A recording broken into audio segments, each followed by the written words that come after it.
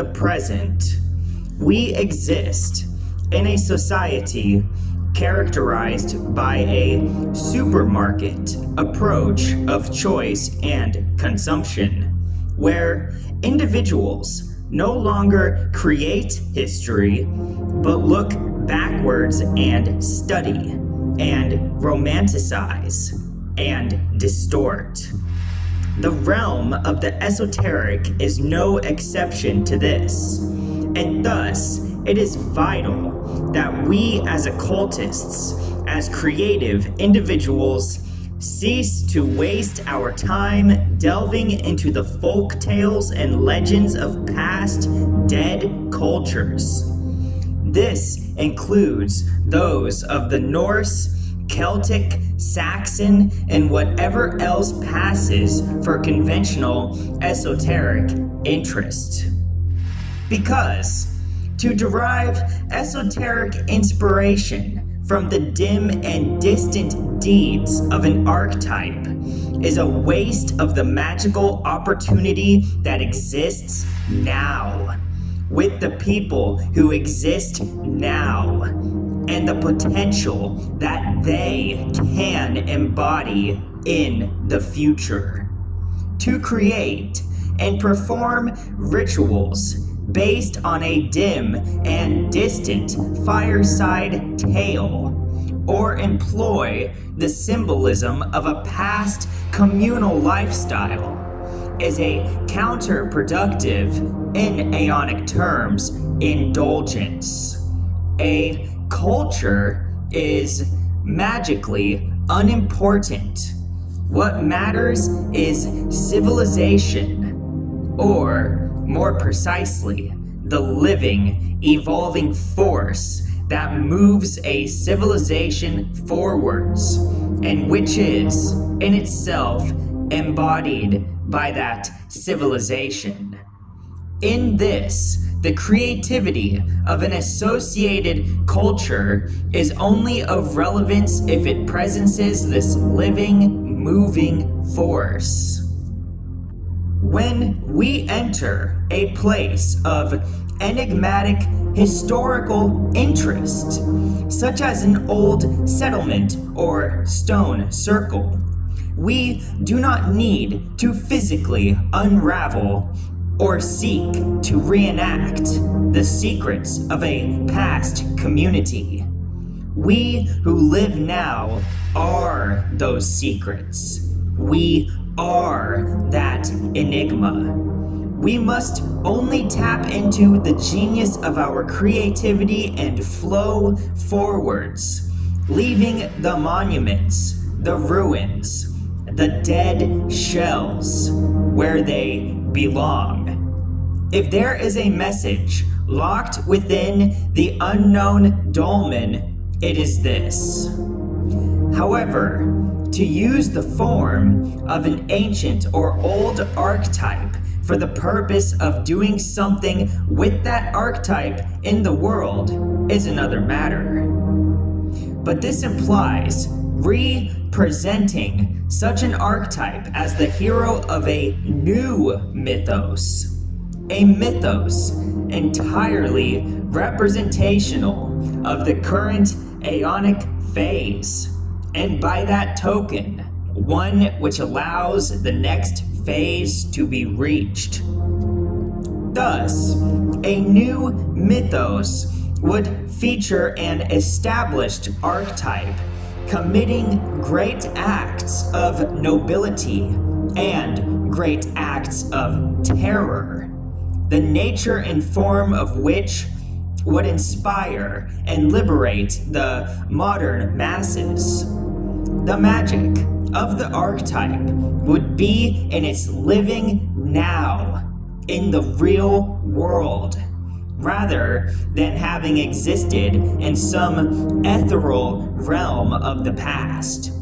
A past when the manifestation of human life was, in many respects, very different from today.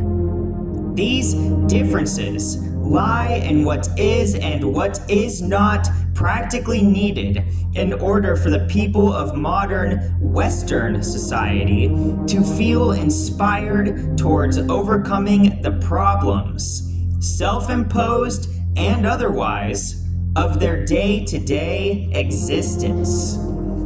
The deeds of this archetype could be a representation of those acts committed by a real-life, modern-day hero, such as a Satanist, or the creation of a new legend, the practical basis of which has yet to occur, therefore inspiring individuals to bring it to life in the causal world. The ways and methods of this powerful magical technique are legion.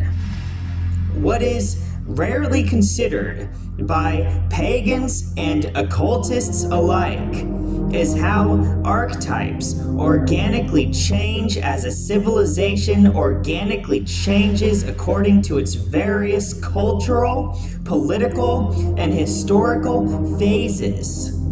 For the West, one of our primary archetypes is that of the warrior.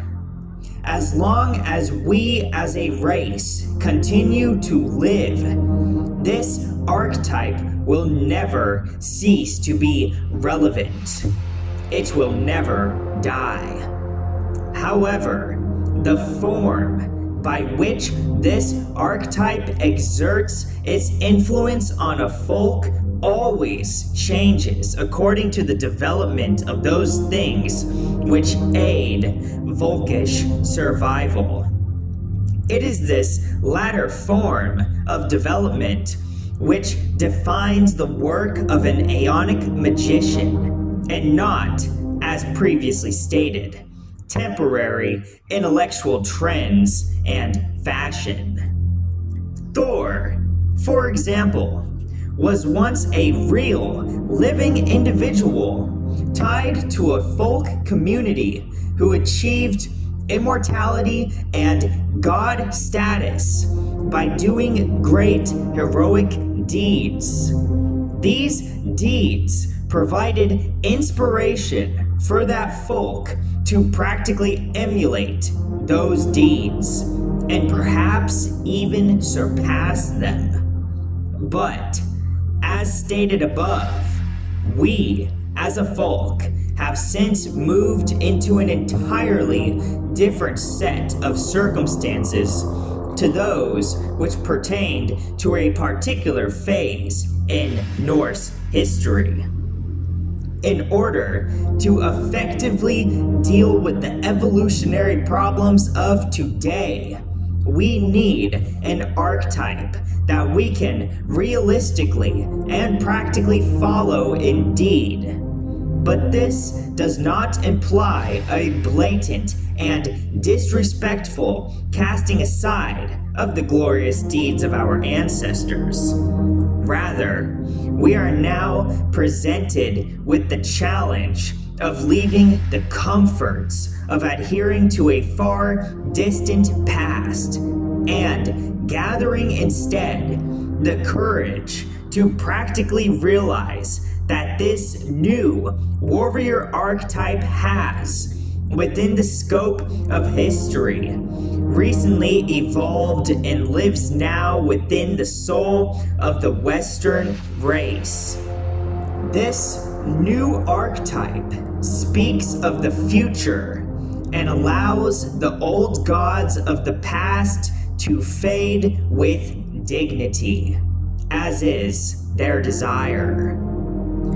To accept this new archetype and to seek to aid it marks the adults from those who are still children, who still seek refuge in fairy tales, who still need the crutch of their parental ancestors.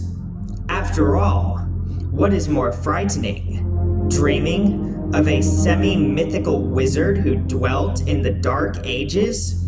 Or joining allegiance with a great warrior of our time who demands that we literally fight and possibly die alongside. And what new form does the warrior now take? To accept and use this knowledge is to wield real, practical magic, to taste the living fruits of the cosmos. But it is for each potential adept to make their own discovery.